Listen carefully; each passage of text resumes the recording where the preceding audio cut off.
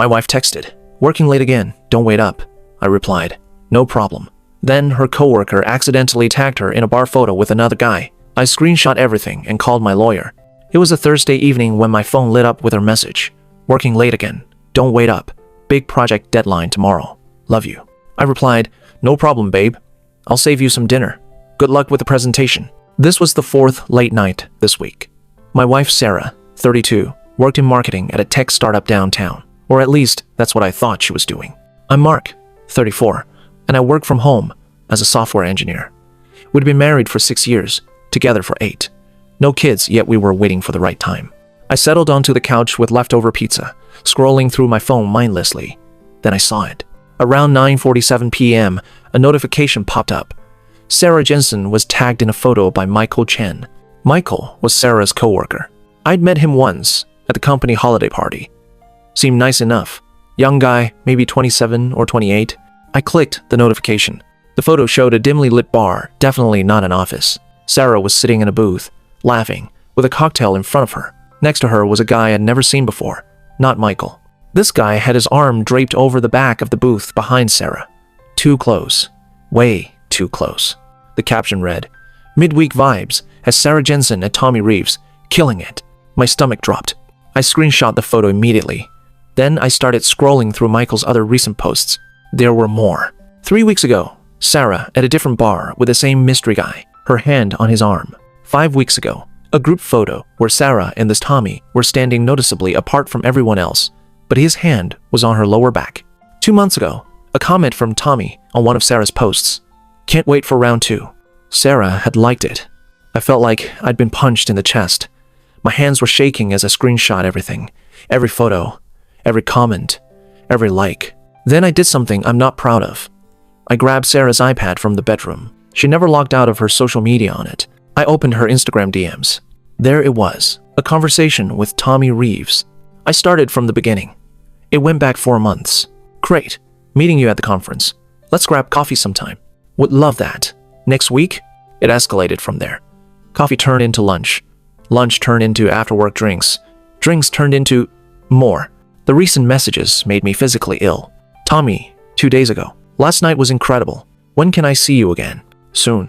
I promise. Just need to handle some things at home first." He still doesn't know anything? No, and he won't. He's completely clueless. He literally believes everything I say. What are you gonna do about him? "Sarah, I don't know yet. I can't just leave out of nowhere. I need to be smart about this. His name is on the house, the cars, everything." I screenshot everything. My heart was pounding so hard I thought I might pass out.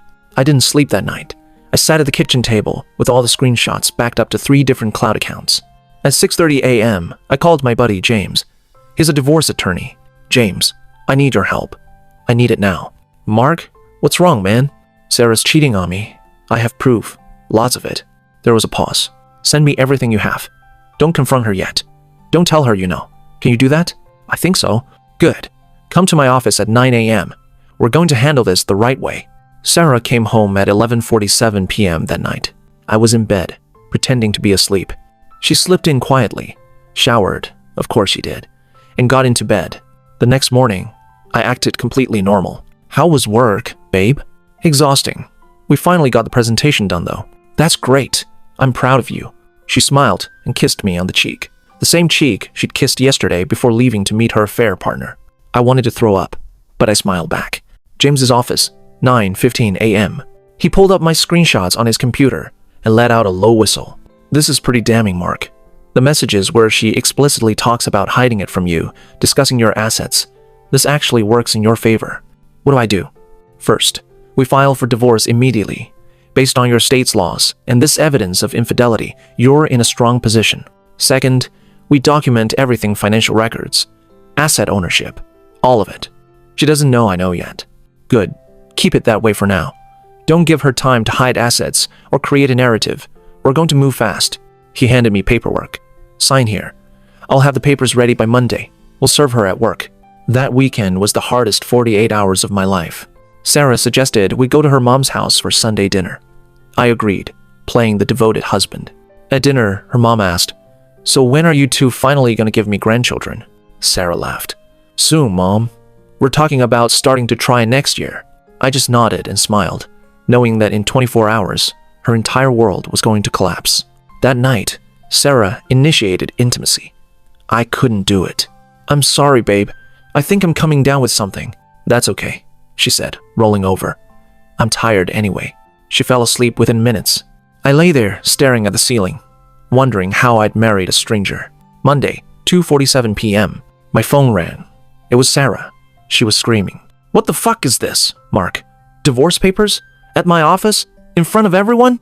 I kept my voice calm. "It's exactly what it says it is, Sarah. You can't just we need to talk about this." "There's nothing to talk about. Check your email." "What email?" "I forwarded you something. Actually, I forwarded it to several people. Your mom, your sister, Tommy's fiancé. You didn't." "I did. Every screenshot, every message, every lie." Silence. How long have you known?" "Long enough.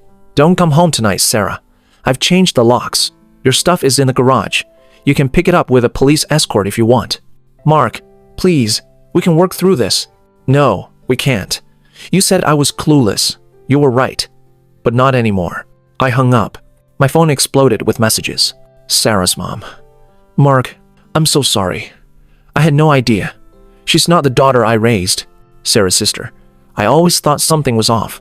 You deserve better." And then one from an unknown number. "This is Tommy's girlfriend, Rachel. Thank you for telling me. I had no idea either. I'm leaving him." I replied. "I'm sorry you had to find out this way." She responded. "Me too. But better now than after a wedding. We were engaged." Jesus. Sarah and Tommy had blown up 2 relationships. Sarah showed up at the house at 11 p.m. with her sister. I watched from the Ring camera as they loaded boxes into a car. She was crying.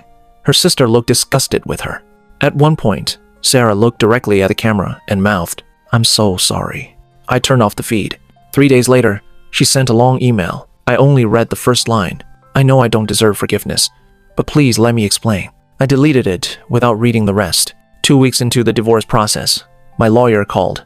"Mark, we found something interesting. Sarah opened a credit card in both your names 6 months ago. She's been using it for hotel rooms. Can she do that?"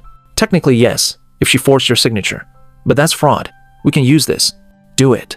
"There's more. She withdrew $15,000 from your joint savings 3 weeks ago. Did you authorize that?" "No. What the hell was it for?" "We're looking into it." "But Mark, this might be bigger than just an affair." Turns out, Sarah and Tommy had been planning to start a business together. My $15,000 was going to be their seed money. When confronted in mediation, Sarah actually had the audacity to say, "I was going to pay you back." My lawyer, God bless him, replied, "With what money?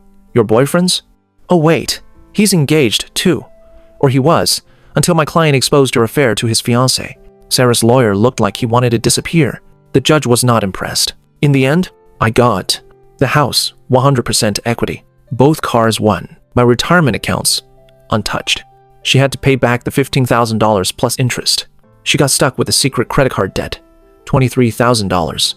Sarah got her personal belongings, her own retirement account, the shame of her entire family knowing what she did. The divorce was finalized 4 months after I saw that Instagram photo. I ran into Michael, Sarah's coworker, who accidentally tagged her at a coffee shop. "Mark, hey man, I just want to say, I'm sorry. I had no idea what was going on. I thought they were just friends hanging out after work. It's not your fault, Michael. You actually did me a favor. Sarah got fired, you know." "What? What?" "Yeah. HR found out she was using company resources to coordinate her affair. Apparently, Tommy was a client, not a coworker. She was violating like 3 company policies." "Wow." "And Tommy?"